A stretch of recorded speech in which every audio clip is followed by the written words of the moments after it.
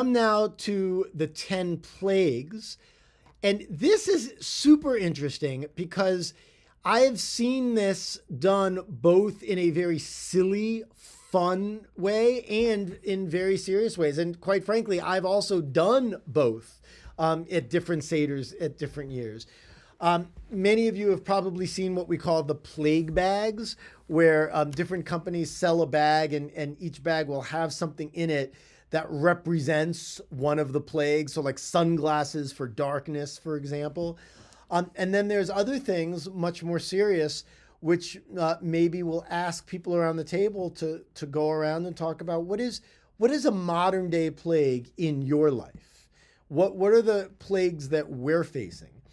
And I think ultimately, whichever way you decide to go in your Seder, I think it is important to remember two things. One is that the plagues were a sign of God's power and God's love of the Israelites. So that is a hugely important part of it.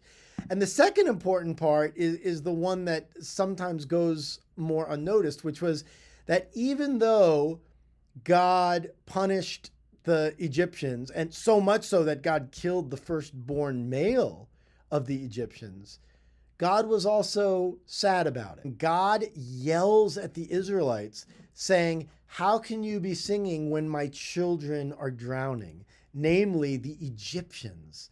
And so it's this really interesting twist on where we think we might celebrate the hardest. God actually tells us not to. And so this again is a reminder of how to treat other people.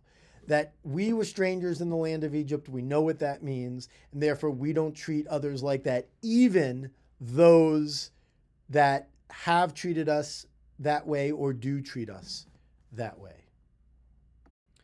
One other thing about the plagues and I do this every year, because I think it is an important part of the teaching, is that typically when people say the plagues, and I'm going to do this right now as well, you say the Hebrew followed by the English, and as you're saying the English, you take your finger in your glass of wine, and then you put it on your plate. And so you do all 10, and then at the end, it's very common, you'll see people kind of licking their finger, which for me completely defeats the point. Even though it's symbolic as it is, it defeats it nonetheless. Namely, that we are meant to diminish our joy because of the suffering of the Egyptian people at the plagues.